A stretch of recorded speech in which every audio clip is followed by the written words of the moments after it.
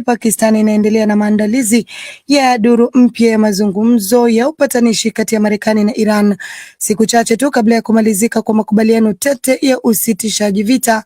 Hayo yanajiri mnamo wakati machafuko yanayoongezeka kuhusu mlango wa bahari wa Hormuz yakiibua wasiwasi ikiwa mazungumzo hayo yatafanyika. John Juma na maelezo zaidi. Huku mvutano ukizidi kuongezeka na makubaliano ya usitishaji vita yakitarajiwa kumalizika katikati ya wiki hii, katika muda wa saa 24 zilizopita, Pakistan imezidisha juhudi zake za kidiplomasia kwa Marekani na kwa Iran. Kulingana na maafisa wawili wa Pakistan wanaohusika na juhudi hizo, lakini waliozungumza kwa masharti ya kutotajwa majina, duru nyingine ya mazungumzo ya Marekani na Iran yamepangwa kufanyika kesho Jumanne. Hata hivyo, kuna wingu la wasiwasi ikiwa Iran itashiriki. Akijibu swali la mwandishi habari, msemaji wa Wizara ya Mambo ya Nje wa Iran, Ismail Baqai, amethibitisha kuwa hawajaweka mpango wowote hadi sasa wa kushiriki mazungumzo hayo. Kufikia sasa ninapoongea na wewe, hatuna mpango wote kwa duru inayofuata ya mazungumzo. Hakuna uamuzi wowote uliokwisha kuchukuliwa kuhusu hili. Rais wa Marekani Donald Trump amesema wajumbe wa Marekani watawasili katika mji mkuu wa Pakistan leo Jumatatu, lakini haikubainika mara moja ikiwa mipango hiyo inaweza kubadilika.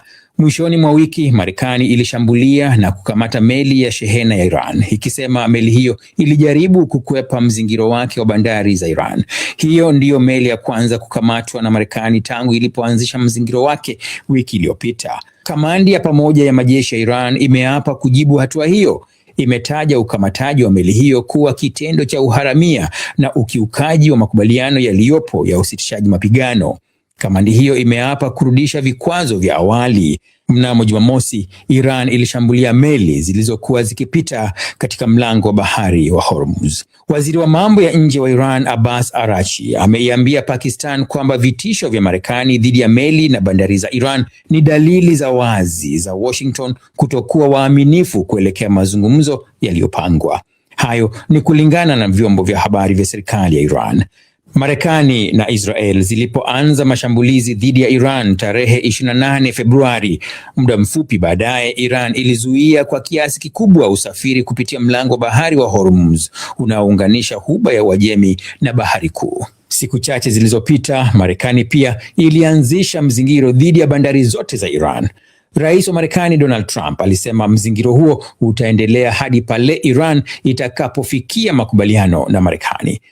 Kulingana na Iran, tangu vita hivyo vianze, zaidi ya watu 3,000 wameuawa nchini humo. Hata hivyo, taarifa hiyo haikutofautisha waliouawa ikiwa ni raia au maafisa wa usalama.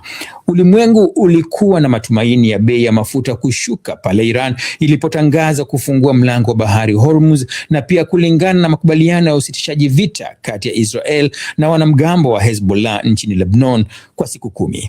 Lakini baada ya machafuko kuripotiwa katika mlango wa bahari Hormuz, bei ya mafuta imepanda tena.